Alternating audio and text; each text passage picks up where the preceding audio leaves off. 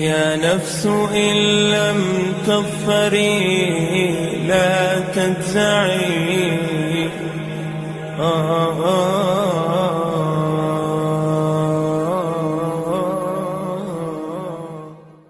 بسم اللہ الرحمن الرحیم۔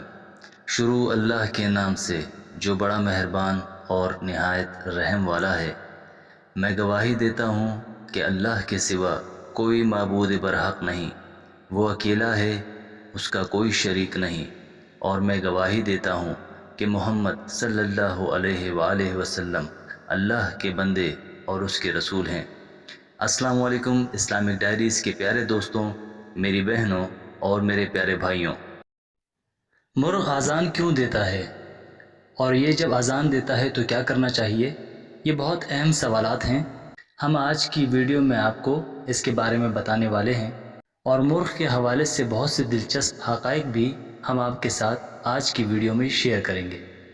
احادیث نبوی صلی اللہ علیہ وسلم میں مرغ کے بارے میں کیا فرمایا گیا ہے، یہ بھی آپ کو بتائیں گے، اور آپ کو وہ عمل بھی بتائیں گے جو آپ نے مرغ کی اذان سن کر کرنا ہے۔ ویڈیو نہایت ہی دلچسپ ہونے کے ساتھ ساتھ نہایت اہم بھی ہے، لہٰذا آپ نے ویڈیو کو سکپ نہیں کرنا اور اس ویڈیو کو آخر تک ضرور دیکھنا ہے۔ پیارے بھائیوں، یاد رہے کہ مرغا، جسے مرغ بھی کہا جاتا ہے، ایک نر پرندہ ہے۔ اس کی پہچان اس کے سر پر موجود تاج نما سرخ کلغیسی ہوتی ہے، جو مادہ کی نسبت تھوڑی بڑی ہوتی ہے۔ یہ عموماً اونچی جگہوں پر بیٹھنا پسند کرتا ہے تاکہ اپنی مادہ کی حفاظت کر سکے۔ اگر دوسرے مرغ اس کی حدود میں آنے کی کوشش کریں تو یہ ان پر حملہ آور ہو جاتا ہے۔ یہ عام انسانی آبادی میں پایا جانے والا پرندہ ہے جو طلوع آفتاب کے وقت بانگ دینے کی وجہ سے بہت شہرت رکھتا ہے۔ اس کی افزائش بھی انسانوں کے لیے منافع بخش کاروبار ہے۔ اس کی افزائش نسل کے لیے باقاعدہ مرغی کھانے بنائے جاتے ہیں۔ یہ انسانی غذائی ضروریات کو پورا کرنے میں بہت اہم کردار ادا کرتا ہے۔ یاد رہے کہ مرغا نہ صرف غذائی ضرورت کے لیے استعمال ہوتا ہے، بلکہ اس کی بعض نسلیں ایسی بھی ہیں جن کو مرغ بازی کے لیے استعمال کیا جاتا ہے۔ پیارے بھائیوں، یاد رہے کہ مرغا وہ جانور ہے کہ جس کا ذکر احادیث نبویہ صلی اللہ علیہ وسلم میں مختلف حوالوں سے ملتا ہے، اور ہم آپ کو مرغ کے حوالے سے مختلف روایات بھی بتائیں گے۔ لیکن پہلے آپ کو یہ بتاتے ہیں کہ مرغ اذان کیوں دیتا ہے، اور مرغ کے اذان کے وقت کیا عمل کرنا چاہیے۔ تو غور سے سن لیجئے کہ حدیث میں آتا ہے کہ جب مرغ بانگ دیتا ہے تو عرش پر رحمت اور قبولیت کا ایک دروازہ کھلتا ہے۔ اس وقت جو دعا مانگو قبول ہوتی ہے، اور فرمایا کہ جب مرغ بانگ دے تو اللہ سے اس کا فضل مانگو، اپنے لفظوں میں، اپنے بولوں میں اللہ سے دعا مانگو۔ جس وقت بھی مرغ اذان دے، آپ کے گھر میں یا اڑوس پڑوس میں کوئی مرغ بانگ دے، صبح کے اجالے میں، دوپہر کی روشنی میں یا رات کی تاریکی میں، جس وقت بھی مرغ بانگ دے تو اللہ سے دعا مانگیے، کیونکہ اس نے عرش پر رحمت کا کوئی دروازہ کھلا ہوا دیکھا ہے۔ لہٰذا تم اس وقت اللہ سے اس کی رحمت کا، اس کے فضل کا سوال کرو۔ اللہ سے اپنی حاجت کے لیے، اپنی مجبوری کے لیے، اپنی چاہت کے لیے، اپنے مقصد کے لیے، اپنی تکلیف کے لیے، اپنے غم کے لیے اللہ سے دعا کریں۔ اللہ سے اس کا کرم مانگیے۔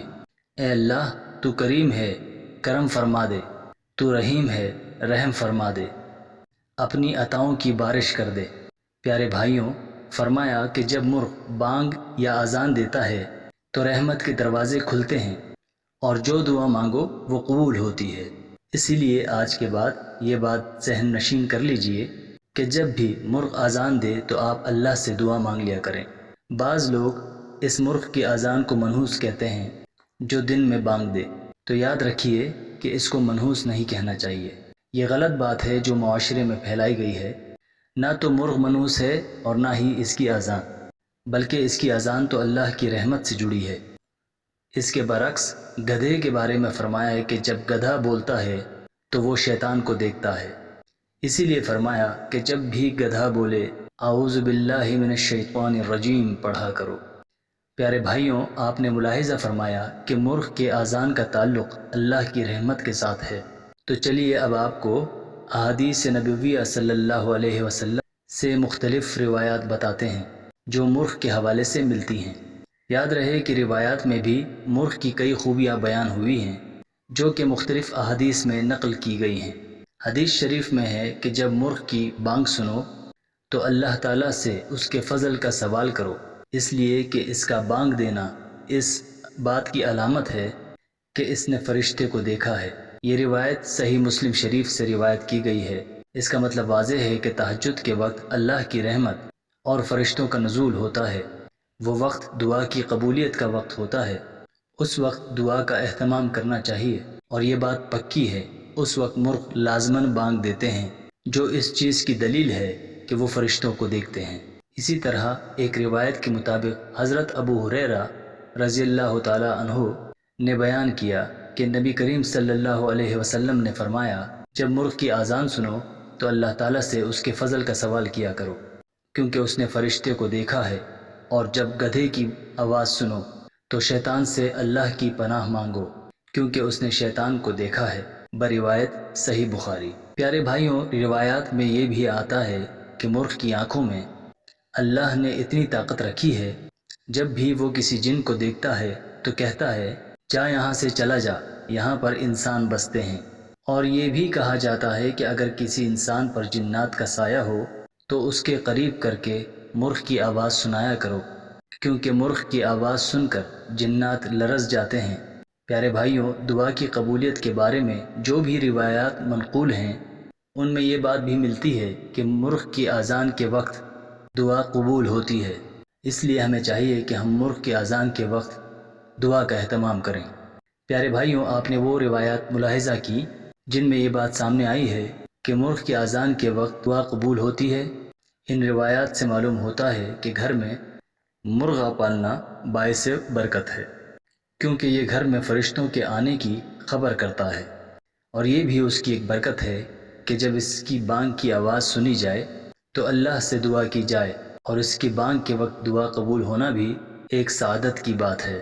جبکہ ہم اگر اپنا حال دیکھیں تو ہمارے خیالات اس کے برعکس ہیں، یعنی ہمارے معاشرے میں یہ مشہور ہے کہ شام کے وقت مرغ کے بانگ دینے کو منحوس سمجھا جاتا ہے، حالانکہ حدیث سے اس بات کی مکمل نفی ہوتی ہے، بلکہ حدیث میں ارشاد ہے کہ اس وقت مرغ فرشتے کو دیکھتا ہے، تو اس گھڑی کو منحوس کہنا حدیث کی بالکل منافی ہوا۔